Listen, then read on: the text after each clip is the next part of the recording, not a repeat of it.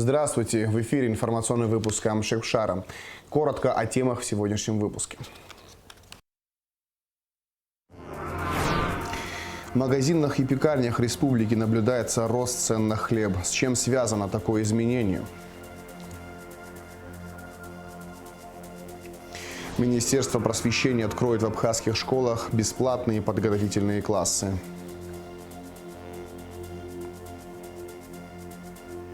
Житель Воронежа задержан по подозрению в сбытии метадона в особо крупном размере. Подробности в оперативной съемке МВД.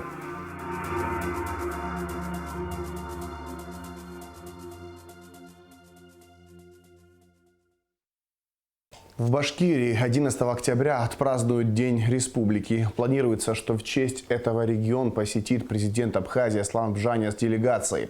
Как отметил глава Башкортостана, между Башкирией и Абхазией давно сложились дружеские отношения. Нам есть на что опираться в нашей дружбе, вспомнил Ради Хабиров.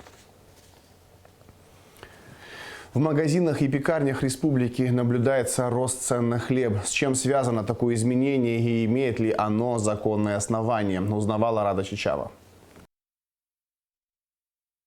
27 июля постановлением Кабинета министров в республике была установлена максимальная стоимость хлеба, которая составляет не более 30 рублей за булку хлеба из муки высшего сорта весом 0,6 кг. Однако в последние дни потребители наблюдают увеличение цены до 35 рублей за булку. Реализаторы в магазинах и пекарнях отметили, это связано с повышением себестоимости производства, то есть основного сырья и логистики. На хлеб на сегодняшний день у нас мы продаем по 35 рублей. Дня 3, что у нас цена выросла. Объясняют так, что добавили на бензин, добавили на муку, на все продукты. Это, по-моему, не секрет ни для кого. И поэтому мы тоже на рубль повышаем, а так не получается по-другому.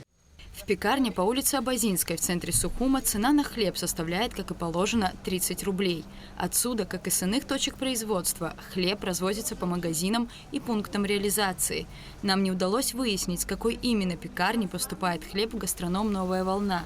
Однако, как сообщил администратор гастронома, хлеб они получают уже по цене 33 рубля за булку. 33 стоило, сейчас у нас продажная 35. Они сейчас нам приносят по той цене, почем мы его продавали по 33, сейчас мы поставили его по 35 рублей. Есть и подороже хлеб тоже, который здесь на месте пекут, хлеб, который дорого стоит. Как известно, хлеб относится к продуктам потребительской корзины, то есть первой необходимости, и контроль за их ценообразованием обеспечивается государством. Государственные службы, по словам Далика Коба, посещают гастроном и проводят проверки, в том числе и касательно стоимости данных товаров. Конечно, приходят девочки, как не приходят, тем более в таком магазине все приходят. Слава богу, все нормально вроде. Контролируют, но сейчас вот сегодня, чтобы кто-то пришел, такого нет. Вот после того, как выросло, сейчас дня 3, наверное, 4, что на хлеб выросло все. За комментарием мы обратились к Министерству экономики республики. В ответе, присланном в редакцию, отмечается, что на данный момент установлены предельные оптовые и розничные цены на хлеб. Стоимость одной булки хлеба из муки высшего сорта составляет 30 рублей, из муки второго сорта – 28 рублей. В связи с выявленными фактами нарушения и в целях принятия соответствующих мер реагирования Министерство экономики направило письмо в Управление экономической безопасности и противодействия коррупции МВД.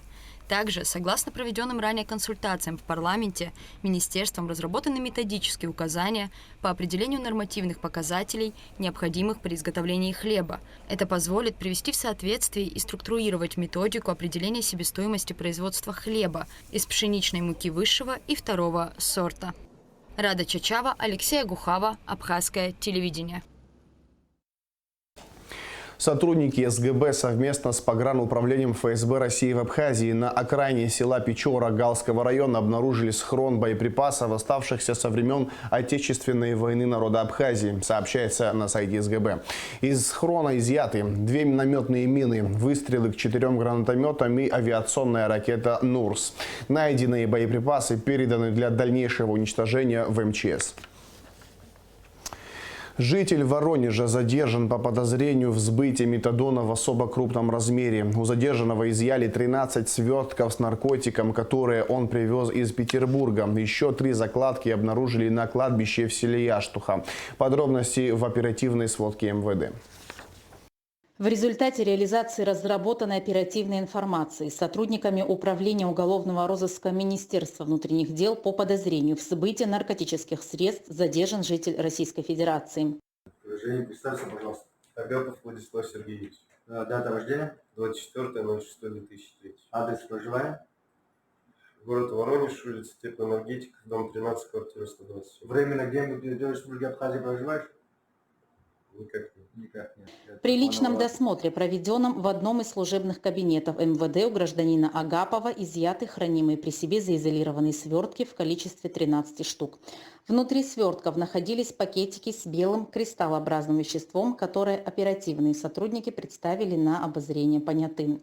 Также проведен осмотр ручной клади задержанного, где хранились приспособления для расфасовки веществ.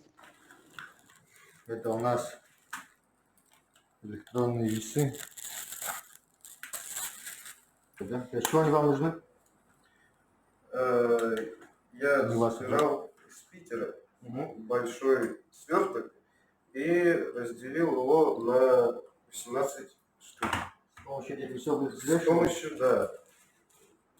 Также здесь упаковка фасовочных пакетиков.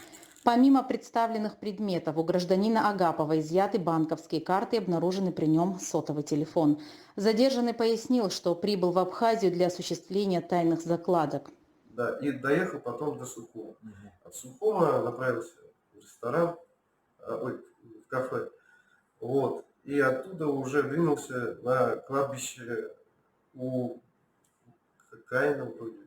Точное место показать можете? Название вам вы не помните, вам неизвестно, но показать место показать могу. До вашего момента задержания сколько вы тайных закладок успели сегодня делать? 3.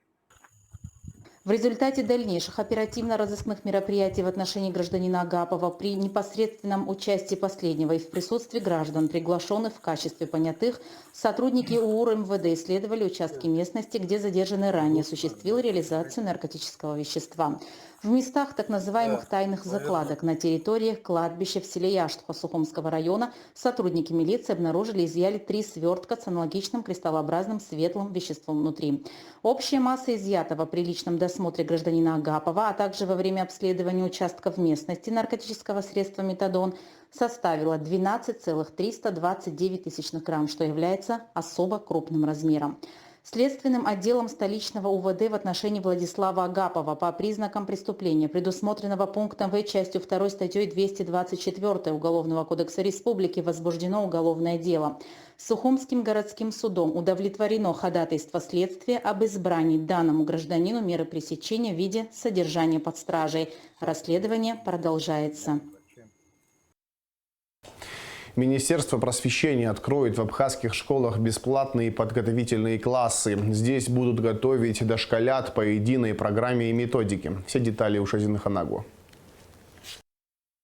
Начало школьной жизни для ребенка связано с переменами. Первоклассники переносят их по-разному, но на привыкание часто уходит несколько месяцев. Новый класс, учителя, дисциплина. Психологи и педагоги сходятся во мнении, что успешность ребенка в школьном обучении во многом зависит от правильной подготовки к этому процессу. Поэтому многие родители стараются как можно раньше отдать сына или дочь на занятия в подготовительный или нулевой класс. В республике есть такие подготовительные платные классы. Однако все они обучают детей по разным программам и методикам. Официально они не закреплены в учебном плане. В этом году Министерство образования включило в учебный план подготовительные группы для абхазских школ, которые будут бесплатными. Проблема возникала в том, что у каждого своя была программа, как-то все это не систематизировано было. Своя программа, у кого-то качество получше, у кого-то похуже, и это все было, конечно, платно. Тут получалось как? В первый класс, когда дети шли, уровень знаний у детей очень был разный, поэтому мы не должны допустить, чтобы дети, которые не учились в этих подготовительных классах, они не должны выпадать из образовательно-учебного процесса. Это для нас очень важно, потому что на том этапе становления ребенка, формирования личности, у него не должно возникнуть ощущение, что он чем-то отстает от других. У ребенка 6-7 лет ведущий тип деятельности меняется с игрового на учебный. В этот момент дети проявляют интерес к учебе, хотят узнавать новое и развивать навыки. Дети также учатся работать в коллективе и усваивают большой объем информации. Если в этом возрасте ребенок получит позитивный опыт от образования, он будет с большей сознательностью заниматься в школе.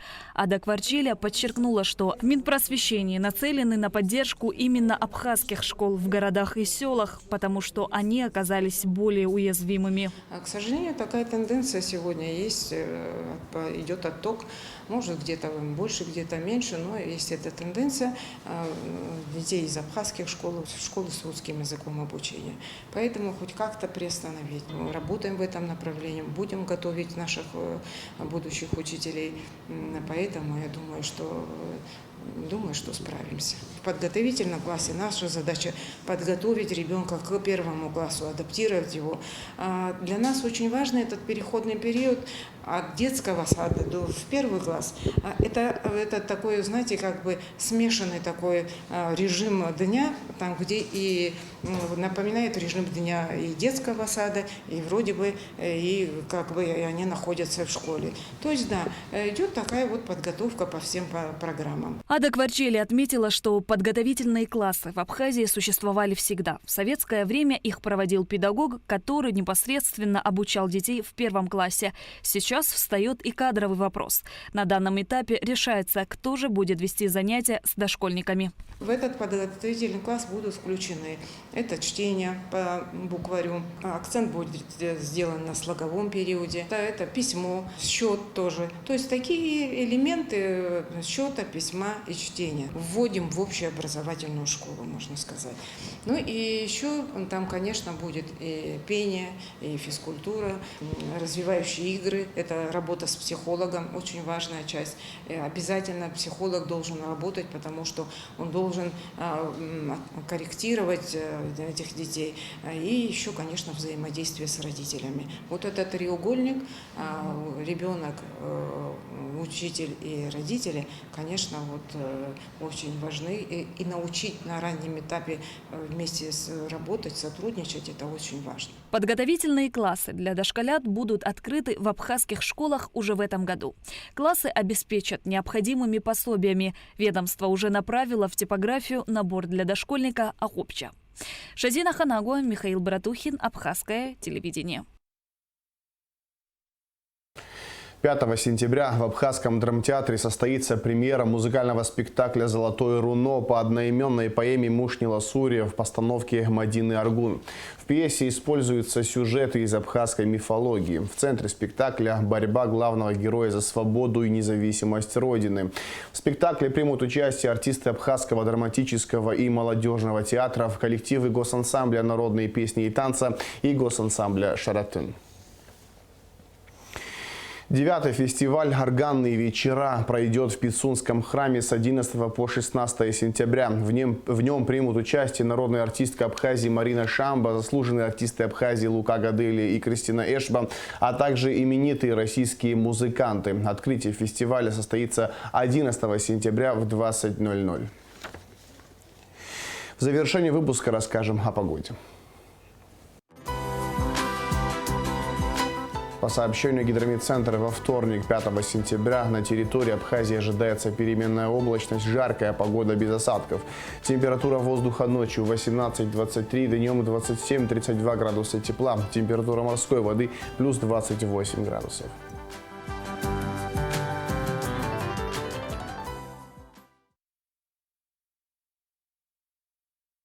На этом информационный выпуск Амшевшара подошел к концу. Всего хорошего. До свидания.